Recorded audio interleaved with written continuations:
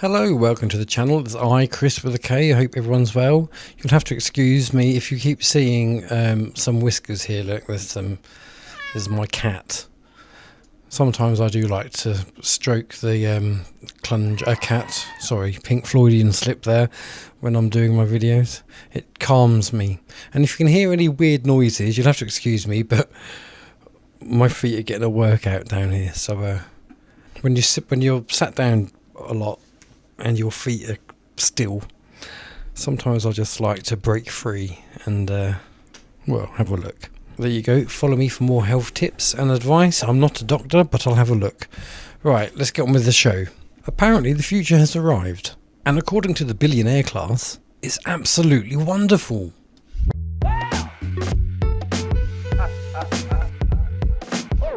They've got an app for your money, an app for your health, an app for your travel, an app for your identity, and if they have their way, they'll have an app for every aspect of your existence. Because nothing shouts freedom quite like needing permission from a glowing rectangle to participate in modern life. For years we've been told that the digital ID system is predominantly all about convenience. It's about inclusion, it's about security, it's about making life easier. And naturally, we're all expected to just go, yeah, right then, yeah, nice, okay. We're supposed to accept these assurances without asking any awkward questions. Fuck that! Huh? After all, who are we to question the wisdom of people who fly around the world in private jets to lecture everybody else about sustainability? Who are we to have the audacity to question or challenge billionaires who have accumulated more wealth than entire nations and somehow concluded that the biggest part of the problem facing humanity is that ordinary people still have too much privacy? But the plot twist, well, not really a plot twist if you're awake and got at least one functioning brain cell, but if you go bah, then it's just waffling now. The people pushing the digital ID are not local council workers trying to reduce paperwork. They're not your neighbour trying to improve public services. They're some of the most powerful organisations and influential individuals on earth. And remarkably, they all seem to arrive at the very same conclusion. That what the world really needs...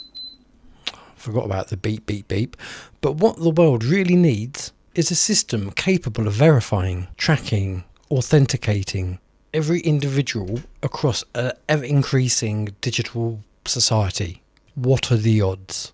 So when politicians just tell you this is about efficiency, when technology companies tell you this is about advancement and convenience, when international organisations tell you that this is just about inclusion, it's worth asking the question, why are the wealthiest people on Earth so enthusiastic about creating systems that give them more visibility over everyone else?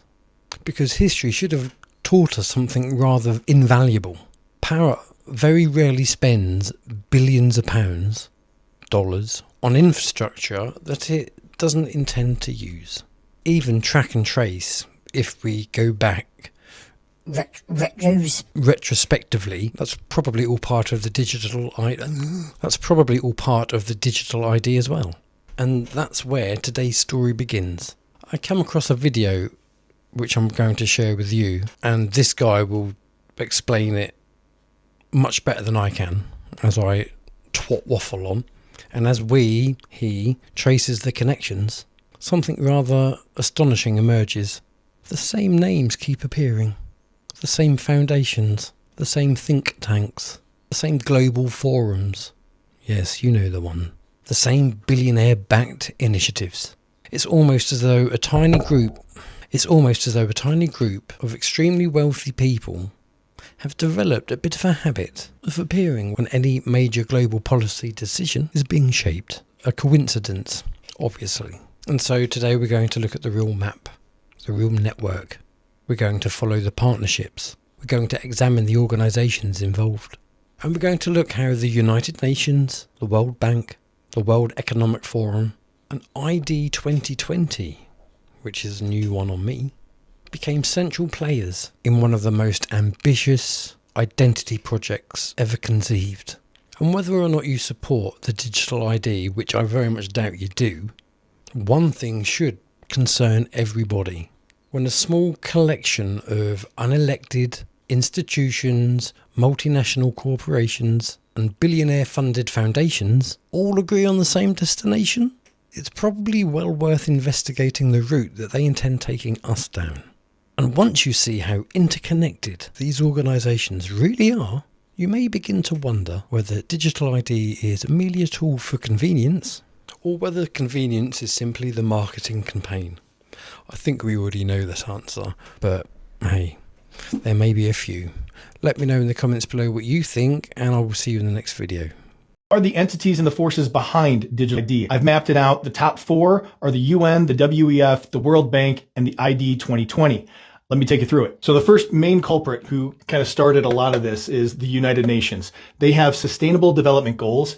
And in 16.9, they state by 2030, they want to provide legal identity for all, including birth registration. These UN agencies want to frame digital ID as necessary to participate in the digital economy to access services. This is how they're going to lock you in. Now, the UN is working closely with the World Bank. The World Bank has a program called Identification for Development, or ID4D. This promotes biometric digital ID systems for low and middle income countries. They're always going to start with them because it's easier to get them to comply and to roll it out. And they'll gradually work their way up to the first world countries. The top donors of this program, the usual suspect, the Bill and Melinda Gates Foundation, the UK government, the French government, Norway, and the Ahmadiyar Network. This was created by the eBay founder. They call it a philanthropy, but they have a goal to hardwire humanity toward a digital future. That sounds lovely, doesn't it? ID4D, it has a partnership with the United Nations and the WEF and the Euro Commission and the GSMA. This was an interesting one. It is the Global System for Mobile Communications. It is an association, a nonprofit, that represents mobile network providers' interests. It's a digital ID for your phone that'll eventually progress probably to a microchip that is implanted in you. Step 1, get it on the phones, get you used to having a digital ID on your mobile phone. And so the GSMA is part of this whole partnership. Next, we come over to the WEF, the World Economic Forum. They are considered the main thought leader when it comes to digital ID. And the WEF sets the global agenda for the frameworks of what they roll out.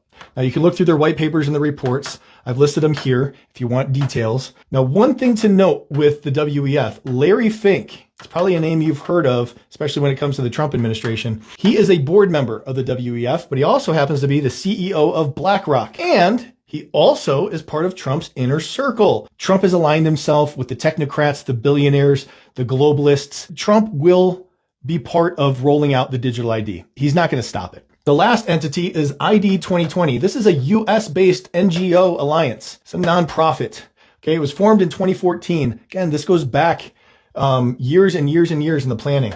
Their goal is to promote privacy-protecting digital ID that's aligned with the UN Strategic Development Goal. This ID 2020, this alliance, is a public-private partnership with all the major corporations. We're talking your big tech corporations, your big healthcare organizations, your big IT infrastructure organizations, your big financial institutions as well. I just listed out a few, but I wanted to highlight Microsoft, Accenture, Gavi Vaccine Alliance, and MasterCard. So out of ID 2020, Gavi and MasterCard, and Gavi is the Vaccine Alliance, they partnered to create a digital vaccine record to track children in underdeveloped countries.